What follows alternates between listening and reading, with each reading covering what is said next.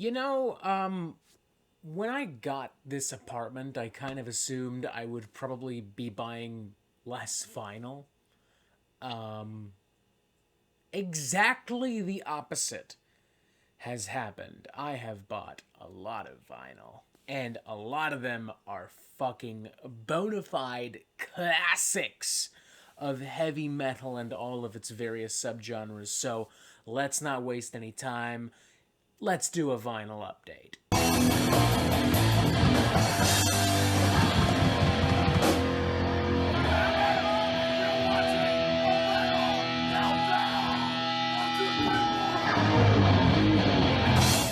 Before we go any further, though, I want to give a quick shout out to Cops Records and Sonic Boom. They were both recently allowed to reopen for in-store service, so if you live in Toronto or the greater Toronto area and places like Mississauga, Oakville, Brampton, do yourself a favor, drive on down, say hello.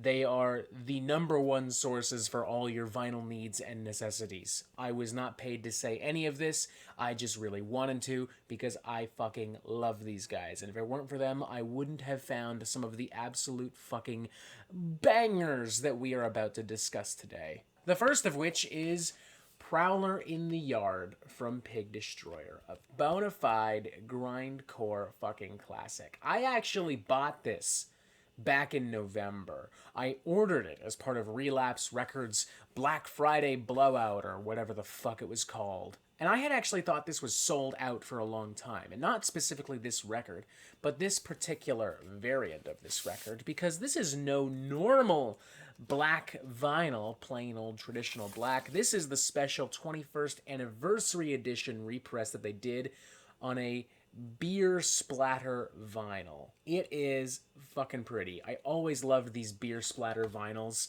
I have Book Burner on a similar pressing, and I thought this was sold out, straight up. I thought this was sold out for a while, but I guess Relapse Records had one more sitting in the warehouse, and they decided what better time to whip it out than motherfucking Black Friday. So not only do I have Prowler in the Yard, finally, but I have it on a super badass fucking variant that you very likely won't see again. Unsurprisingly, the record itself remains every bit as intense now as it was when it was released. I really can't think of another grind album from its time that just absolutely obliterates the way this thing does. I might be biased, though, because Pig Destroyer is one of my all-time favorite bands, so, you know, I guess take that with a grain of salt. I don't fucking know. Next up, another grindcore fucking classic. A record I've been trying to get my hands on for years now, and with it in my collection, I can actually say that I own every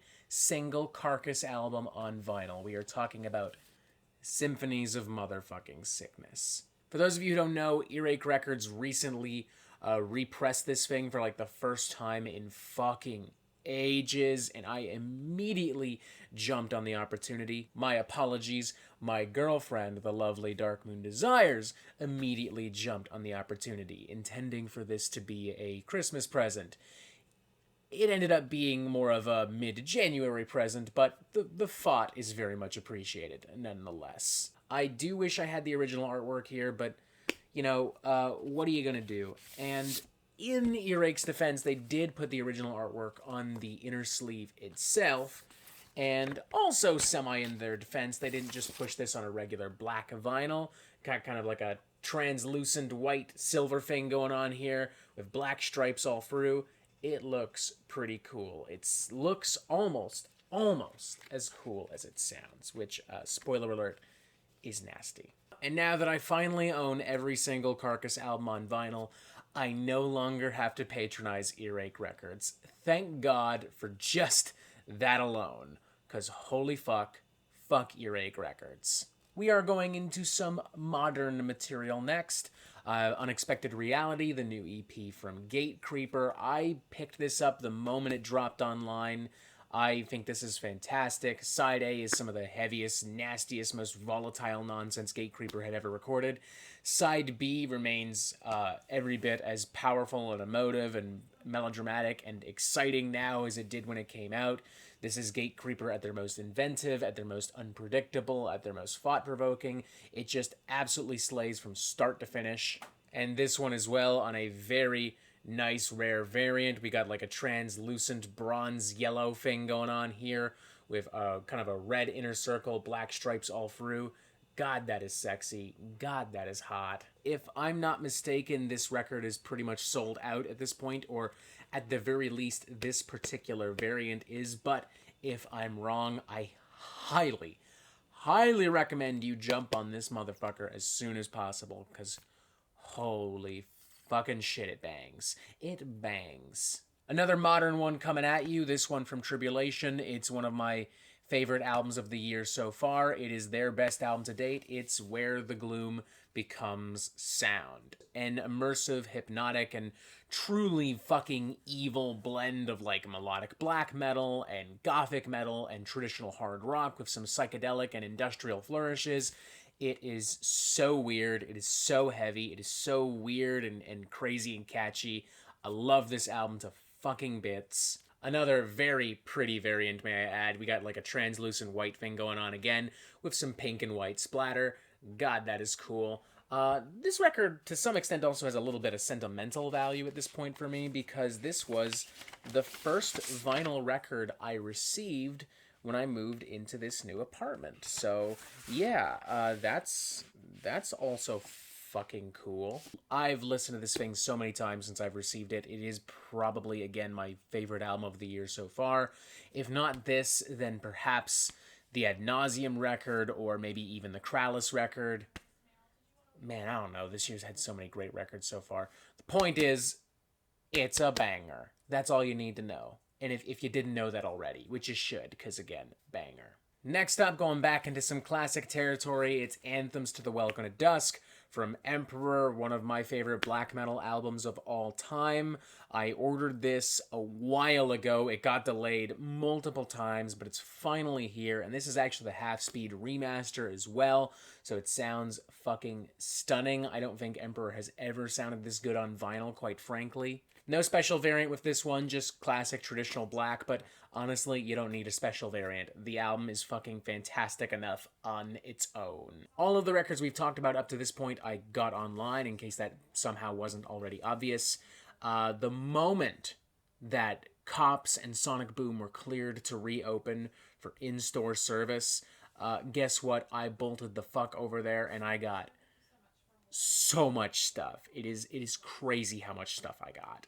Over at Cops, I was able to get my hands on some classic Dillinger Escape Plan, got my hands on Mish Machine and Option Paralysis, both bangers, both every bit as intense and intelligent as I remember, with Mish Machine being pressed on this light blue birthday cake splatter thing here. I don't know what's going on, but I know I like it. I know I like it a lot, so that's something. While Option Paralysis is pressed on this kind of neon, lime green, yellow fucking thing, yeah, pretty tight, pretty cool. Also at Cops Records, I got my hands on this super chunky limited edition Blackwater Park from Opeth, one of the most iconic prog metal albums of all time. Insanely hard to find, at least in Toronto. I've only seen this on like one other fucking occasion, so I'm really happy to have finally gotten my hands on this. It was a little pricey, but it was worth every penny, especially since this album just turned 20 years old, so it was really exciting to re-listen to this record and to revisit its little Sonic universe. From Sonic Boom, I was able to pick up some more super cool records. We got Roots from Sepultura. Not my favorite Sepultura. That distinction belongs to Arise, but a pretty strong record nonetheless, and it does happen to be my girlfriend's favorite, so we did have a fun night jamming the fuck out to this. She also went ahead and picked up Follow the Blind from Blind Guardian. Now, y'all know me. I'm not much of a power metal guy. I'm more of a thrash, death, and grind kind of guy, in case you haven't noticed. But I do make an exception in the case of Blind Guardian, because they just consistently write so much good fucking shit. This album probably being one of their best. Pressed on a super clean, dark fucking blue as well. God, that is shiny. God, that is pretty. And finally ending with something a little weirder. I mean, Not weird in the vein of Dillinger Escape Plan or Opeth, but just kind of overall like, like more of an 80s old school metal and corny kind of weird. It's Friends of Hell from Witchfinder General. This is a record I've seen at Sonic Boom a few times. My girlfriend loves it. Finally picked it up. It's a solid record. You know, it's kind of derivative and cookie cutter by the standards of trad heavy metal, but it's fun.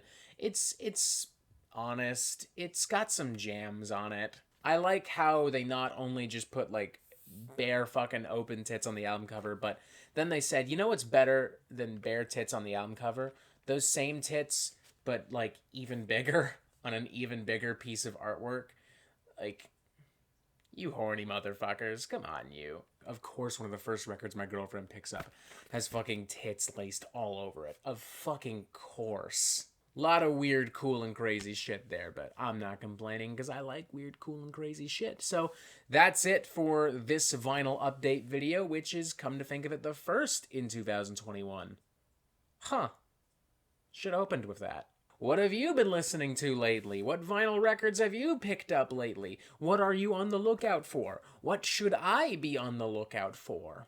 Let me know what's up in the comments below. Make sure you subscribe if you haven't already. And as always, you have yourself a fantastic fucking day.